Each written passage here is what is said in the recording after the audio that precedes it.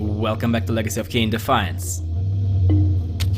Throughout these ruins, I found murals depicting the seminal events of vampire history.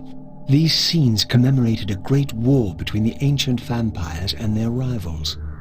In triumph, they banished their adversaries from the world and raised the pillars as the lock that binds them. The image of the Reaver was inscribed throughout this place, always depicted with reverence. The vampire's holy weapon was destined to be borne by their prophesied hero, for whom it was forged. But if this was my destiny, why had the Reaver tried to consume me? So yes, much like in Soul Reaver 2, the elemental forges, and yes, by the way, welcome to Dark Forge, or Dark Temple, whatever they're called here. They serve as a source of background information through the murals and Raziel's commentary. This scene depicted the appointment of the original vampire guardians, each summoned to serve when the pillars were raised. Each guardian is aligned to the principle of the pillar he serves, and the balance guardian is the axis of them all. And now that this bit of backstory is complete, let us go and get out to the place where the new Reaver power is contained. Yeah, language is sometimes hard.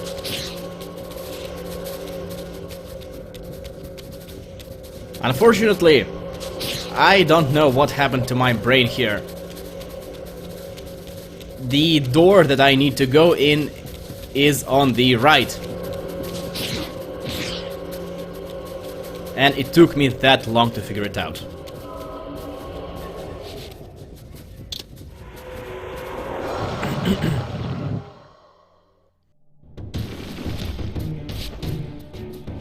Now, one thing that Defiance tries to do with the way it presents its backstory and the lore in these little bits of information that the game throws at you in these sections in these temples. The game not only tries to expand on the lore, but also tries to explain it to people who are unfamiliar with everything that was revealed in the...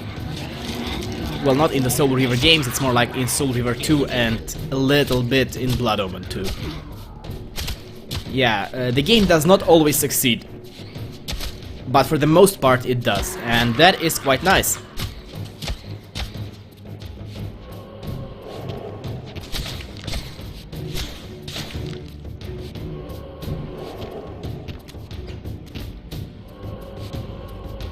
Now, obtaining elemental upgrades requires solving a puzzle, usually.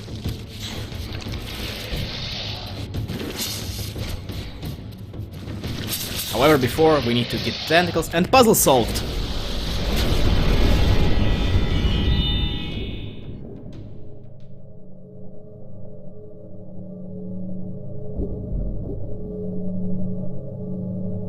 At last it was done. The Reaver was forged with darkness. As I felt this new power coursing within the Wraithblade, I knew that now the Light Temple would open to me. I don't really like the design of the Dark Reaver in Defiance. Yeah, it kinda looks like a physical Reaver with some particle effects around it. Yeah, don't miss this health talisman. Just don't. You cannot come back. It's not Soul Reaver 2. You cannot come back for them later.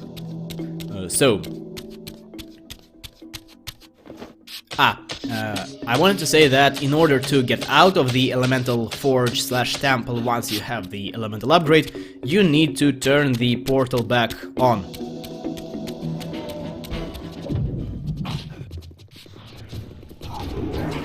And this is what the Dark Reaver does.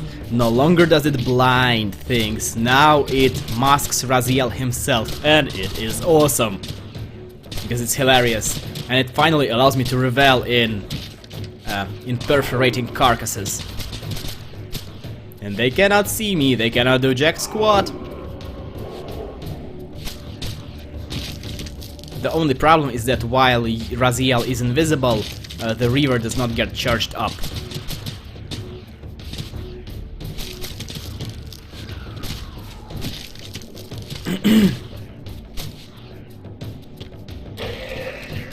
And this is where I realized that I forgot to turn the portal on.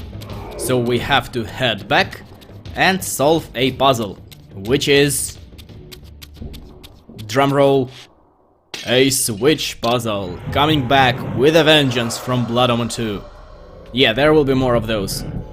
Although here they're at least designed differently, so that's kinda nice. But they're ultimately the same crap, they are also switch puzzles.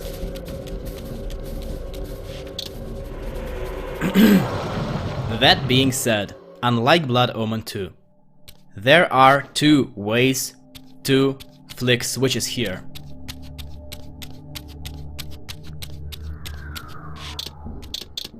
The dull and boring way,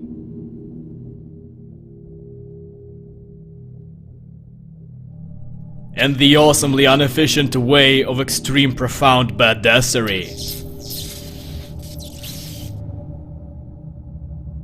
As you may have guessed, I will try and stick to the second one from now on. And now we can finally get out of this hellhole.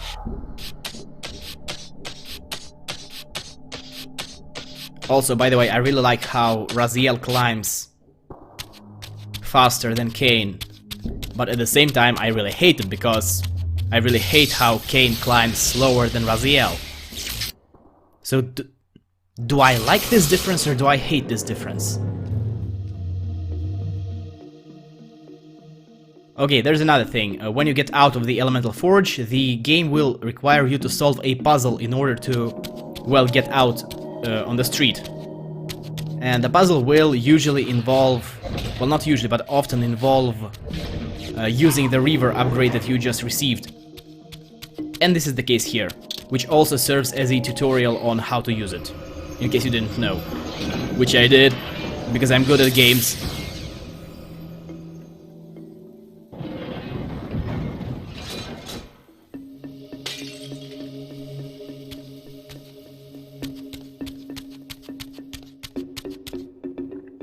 And now commences the part of the level where we begin to do extensive backtracking, because pretty much all that did was to grant us access to some of the areas that were previously unavailable. And one of them is a huge continuity nod to Blood Omen 1. Like really big. Which is exactly what huge is. Yeah.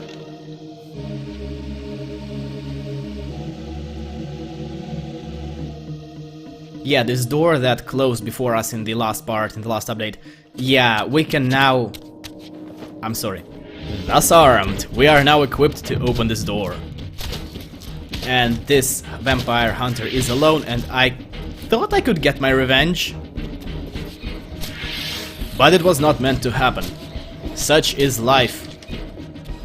Or in this case, unlife. Or actually, in Raziel's case, unlife. This is like a complete unlife of unlife after unlife after death. I think I'm losing it. I am confused. Great.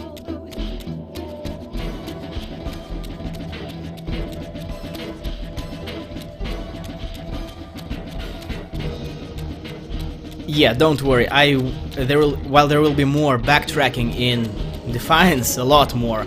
A lot of it I will be cutting out.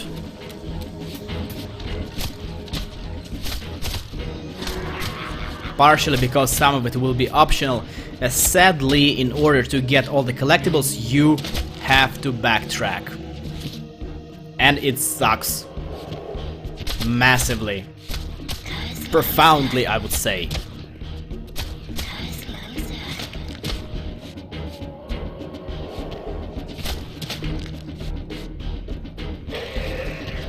Yeah, and sometimes these insta-kill animations, sometimes they just don't work. I don't know why.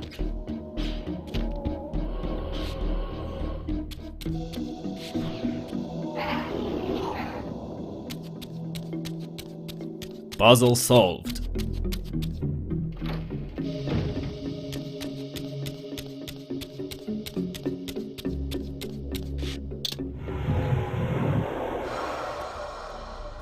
So, do you like the spectral / material realm platforming puzzles? Because this is one of those. And this one is actually, well, identical to... what was it? This one is identical to the platforming puzzle in Soul River 1 in the Sound Glyph altar. Because you do the same thing here.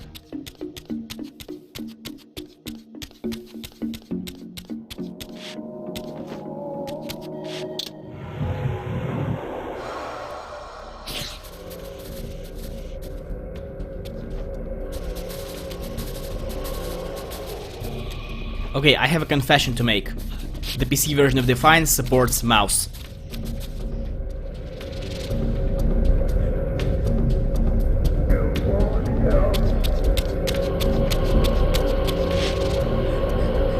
Against all odds, I had stumbled into Kain's own mausoleum. This seemed an unlikely coincidence. The mausoleum is, as you can see, massively redesigned from Blood Omen 1, but it is nevertheless... Before I say that, I want to say that it is actually there, is designed the way it is to accommodate Raziel, not Kain. And now we are going to switch control schemes and take a closer look at the portrait. I want you to take a mental snapshot of this right now. Did you do it? I hope you did. If you didn't, just rewind back and take an image. Or take an actual snapshot.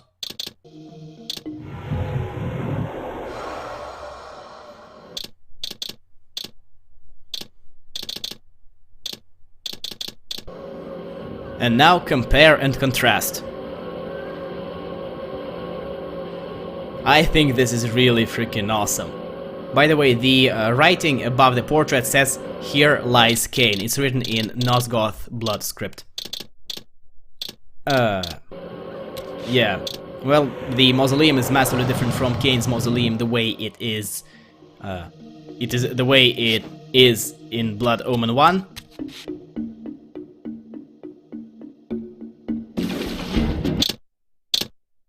Kain's family crest.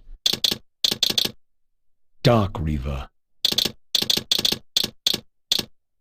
Perforate carcass. You are welcome.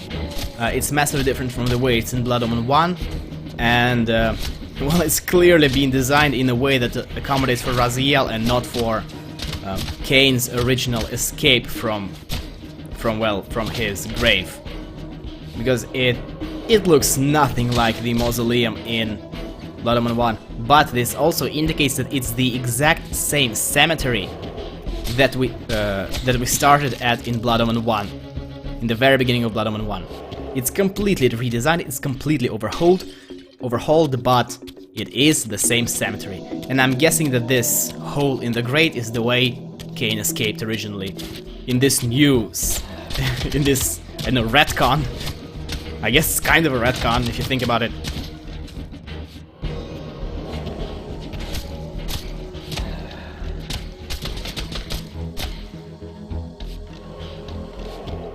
Okay, now this is a puzzle.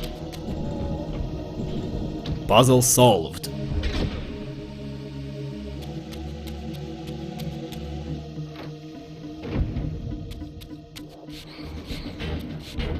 And this is why fighting shades sucks ass. Like massive, juicy and profound ass. Because here they are in a wide open area and they get stuck on geometry, and you have a changing camera angle depending on Raziel's position, and it is horrid. As I said before, the shades are not a threat, but you never freaking know where the ones that you have not killed are. Raziel will sometimes look, or rather auto-target the shades that are alive, but if he is close enough. And I just got lucky here. Oftentimes you will not be close enough and you'll just be running around the place and trying to find that last goddamn shade. And it's gonna suck ass.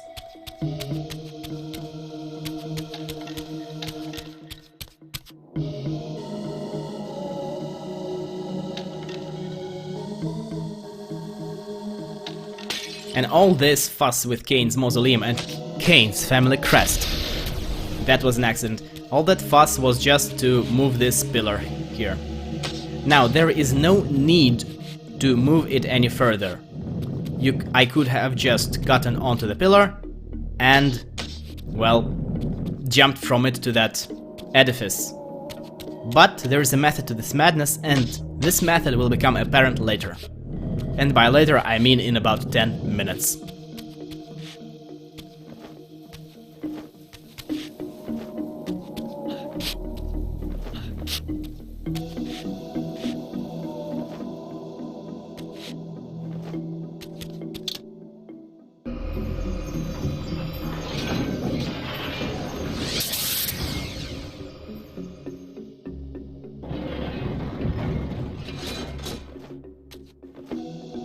So, this is a puzzle.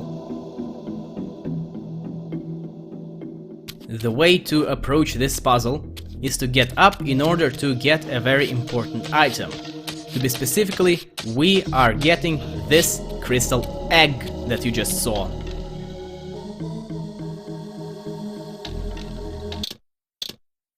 Faceted orb. Which is apparently an orb, which is also an egg. We place it here, then we shatter the broken thing on the ceiling and let light do things light should not be able to do unless it's a fucking yellow lantern light. And with this, puzzle solved.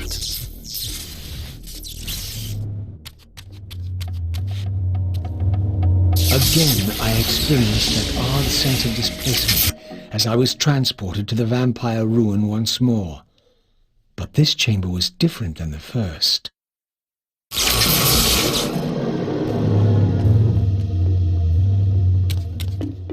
In their defeat, the vampire's enemy retaliated with a terrible curse, afflicting the vampires with a bloodthirst that turned their once noble race into ravenous predators.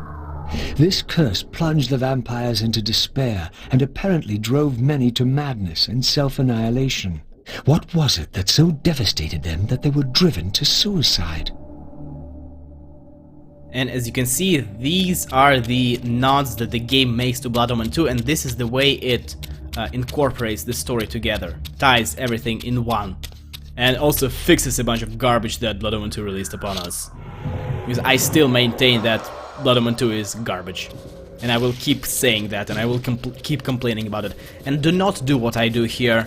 Just jump down immediately. There's no point. Okay, so here we too need to solve a puzzle in order to get the new river. Puzzle solved.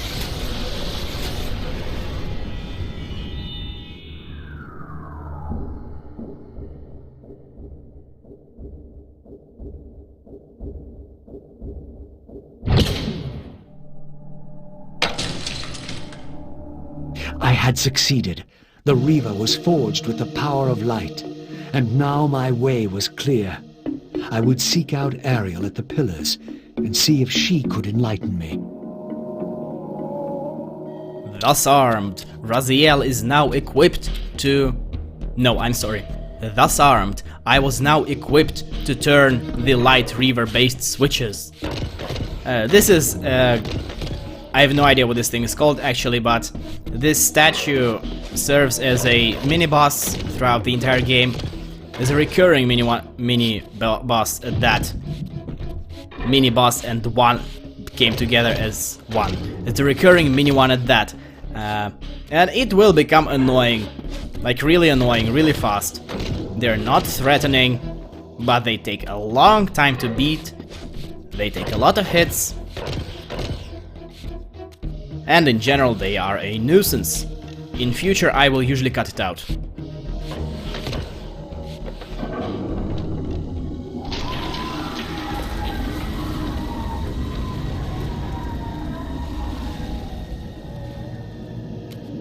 Okay, so for those of you who are using this as a walkthrough, apart from the Reaver, the only thing that's present in the Light Temple is this arcane tome that I just picked up.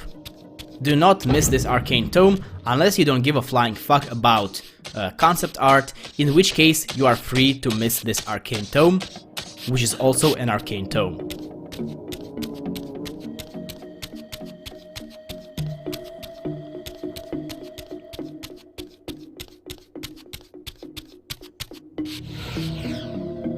This is the only appropriate way to turn these light reaver dependent based switches of darkness.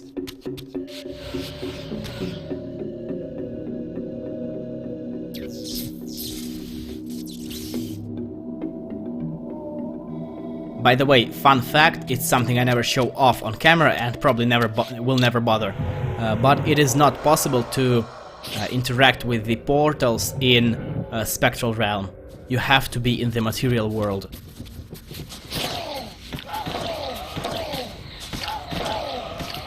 And this was done for the purposes of health.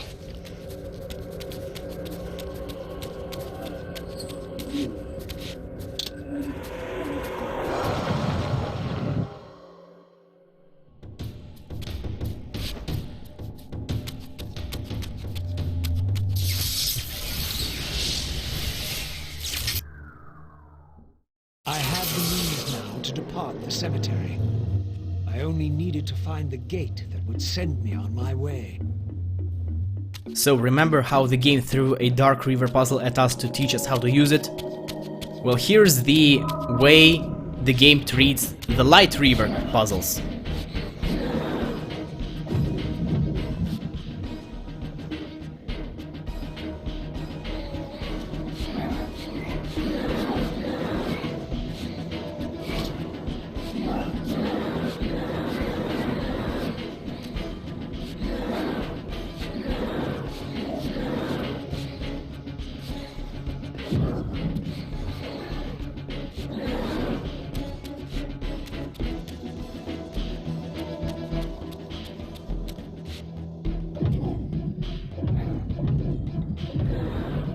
Puzzle solved. Yeah, unlike Soul Reaver 2, in Defiance, the Light Reaver does not get used for any sort of puzzleage, for any puzzles. And it shares this trait with the Material Reaver and one other Reaver that we will see much later in the game, which I am not going to spoil. By the way, do not jump off this edifice. We are currently backtracking. We need to get back to the Kain's mausoleum, and we are going back to the very, coffin where he was, to the chamber where Kain was buried. Because there is a TK rune there, which really sucks, because this is where you have to backtrack, and you have to know when to backtrack for it too. And yes, we do need the Light Reaver to get it.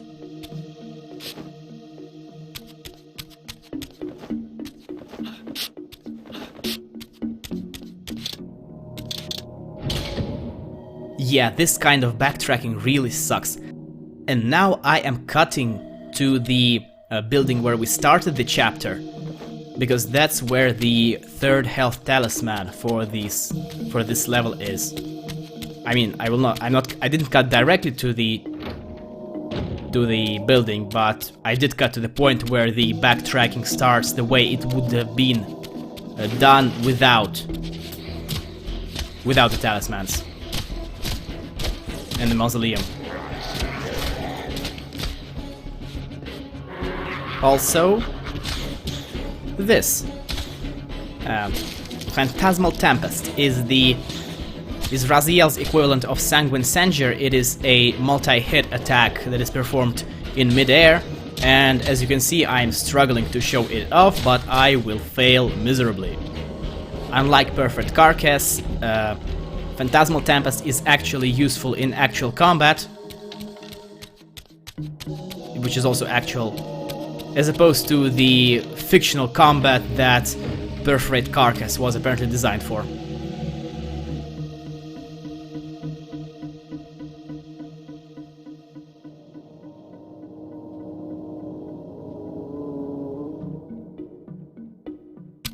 yeah, we are not going there right away. First, we are going to backtrack and to get the last health talisman. Because, heaven knows I always miss that fucking talisman. I simply forget about it. Because this chapter is rather long, and I don't know if that was Phantasmal Tempest. It's awesome. I don't know if I ever mentioned it, but Raziel's chapters are generally much longer than Kain's, and I have absolutely no idea why.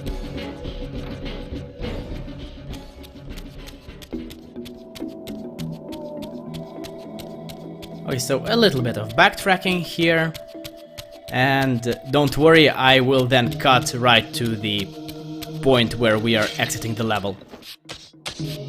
I showed off this door in the last video, and well, we can now open it. By the way, I like how this health talisman is glitched out into being red, because they're red for Kain. And now with a nice and new and shiny health coil of health, we can finally get out of here, get out of the cemetery, and go to the pillars to find Raziel. But first, switches.